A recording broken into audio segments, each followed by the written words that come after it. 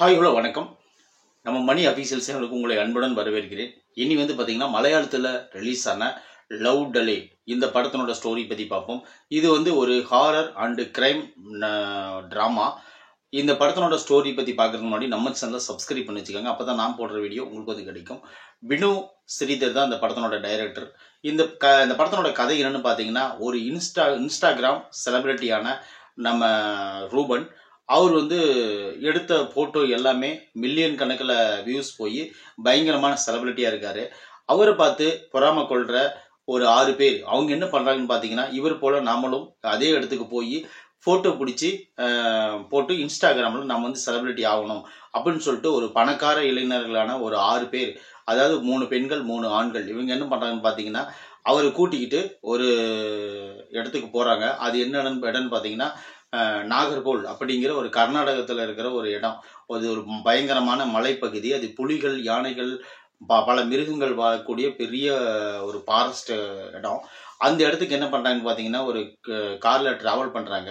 அங்கே போயிட்டு இவங்க 6 பேரும் மாறி மாறி அவரை ஃபோட்டோ எடுக்க சொல்லி ஃபோட்டோ எடுத்துக்கிறாங்க. ஃபோட்டோ எடுத்துட்டு எல்லாரும் திரும்பி வந்துட்டு ஒரு பெரிய ரெசார்ட்டில், அந்த காட்டுக்குள் இருக்கிற ஒரு பெரிய ரெசார்ட்டில் ஆள் அரவமற்ற ஒரு பெரிய பங்களால் தங்குறாங்க. தங்கின உடனே அங்கே தொடர்ந்து ஒருவர் மீது ஒரு கொலைகள் நடந்துட்டு இருக்குது. ஒவ்வொருத்தரா இறந்துட்டு இருக்கிறாங்க. அதுக்கெல்லாம் காரணம் யாரு? அதுக்கு இடையில இந்த போட்டோ எடுத்ததுக்கான விஷயம் என்ன?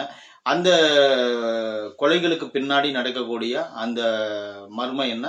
பிளாஷ்பேக், அதுக்கு பின்னாடி வரக்கூடிய பிளாஷ்பேக் என்ன அப்படிங்கிறது தான் இந்த லவ் டலே அப்படிங்கிற ஒரு படத்தினுடைய மொத்த ஸ்டோரி.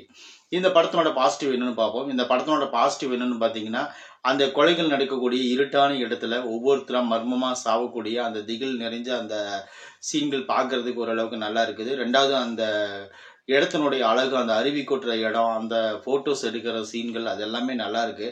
ஏன்னா ஃபர்ஸ்ட் ஆஃப் ஃபுல்லாகவே இவங்க ஏதோ கிரைம் நாவல் அப்படிங்கிற மாதிரி ஆரம்பிச்சு அப்புறம் போக போக என்ன பண்ணாதுன்னு பார்த்தீங்கன்னா, ஒரு ஹாரர் மாதிரி கொண்டு போயிட்டாங்க. அதுக்கு அந்த பக்கம் என்ன பார்த்தீங்கன்னா, அந்த மலைகள், காடுகள், இது எல்லாமே பாசிட்டிவாக இருந்துச்சு. அதெல்லாம் நம்ம நேரில் போய் பார்க்கக்கூடிய சூழல் இல்லைன்னா கூட அந்த படத்தில் பார்த்து நம்ம ரசிச்சுக்கக்கூடிய ஒரு சில விஷயங்கள் அந்த படத்தில் நம்ம தெளிவாக பார்க்க முடிஞ்சுது. அப்புறம் ரெண்டாவது பார்த்தீங்கன்னா, இந்த படத்தில் எல்லாமே ஓரளவுக்கு நல்லாவே பண்ணியிருந்தாலும் கூட ஓவர் கிளாமர் பண்ணுறாங்களோ அப்படின்னு சில இடத்துல முகம் சுளிக்க வைக்கக்கூடிய விஷயங்கள் இருந்துச்சு. அதனால் இது குழந்தைகள் இந்த படத்தை பார்க்க வேண்டிய அவசியம் இல்லை. காஸ்டியூமில் தான் ரொம்ப ஓவராக தவிர மற்றபடி கண்டென்ட்டில் எந்த ஒரு கிளாமரும் கிடையாது. அப்புறம் இன்னொன்று பார்த்தீங்கன்னா, இந்த படத்தில் அந்த ஃபோட்டோகிராஃபராக நடிச்சிருக்கக்கூடிய நம்ம ரூபன் அவர் சூப்பராக நடிச்சிருக்காரு. அது போல் மீதி 6 பேரும் வரவங்க எல்லாரும் அவங்கவுங்க என்னென்ன தேவையோ அதெல்லாம் கொடுத்துருக்காங்க. இதெல்லாம் கூட பாசிட்டிவ் தான். அப்புறம் நெகட்டிவாக நம்ம சொல்ல வேண்டிய விஷயம் என்னென்னு பார்த்தீங்கன்னா, அதாவது எப்பயோ நடந்த தப்புக்கு இப்போ பழி வாங்குற ஹீரோ, அது கூட பரவாயில்ல. அதுக்கப்புறம் என்னன்னு பார்த்தீங்கன்னா, அப்பயும் அவர் ஹீரோவாக தான் இருக்கார். அதுக்கப்புறம் பார்த்தீங்கன்னா, அந்த கடைசியாக அவங்க குழந்தைகளை கொல்லும்போது கூட அவர் அப்பயும் அதே மாதிரி தான் இருக்கிறாரு. அப்புறம் இன்னொரு விஷயம்னு பார்த்தீங்கன்னா, அதெல்லாம் ஃப்ளாஷ்பேக்கில் வரக்கூடிய சம்பவம் நீங்கள் ஏற்றுக்கும்படியான சம்பவமாக தான் இருக்குது. ஏன்னு கேட்குறீங்கன்னா, நிறைய படங்களில் இதுதான் ஒரு விஷயமா சொல்லுவாங்க. அதுபோல் இந்த படத்துலையும் அதே மாதிரி தான் அந்த சம்பவத்தை சொல்லியிருக்கிறாங்க. மற்றபடி இந்த படத்தில் வேற ஒரு புதுமையும் கிடையாது. ஒரு ரிவெஞ்ச் ட்ராமா தான் இது. அதில் ஒரு ஹாரர் கலந்து, ஒரு சென்டிமெண்ட் கலந்து, சென்டிமெண்ட்டுன்னு சொல்ல முடியாது இந்த படத்தில், எதுவுமே கிடையாது. அந்த மாதிரிலாம் நீங்கள் பார்க்கணுன்னு நினச்சிங்கன்னா தனியாக போய் பாருங்கள். காஸ்டியூம்ஸுடைய கிளாமர் தானே தவிர கண்டென்ட்டில் இந்த கிளாமர் எல்லாம் முதலே சொல்லிட்டேன்.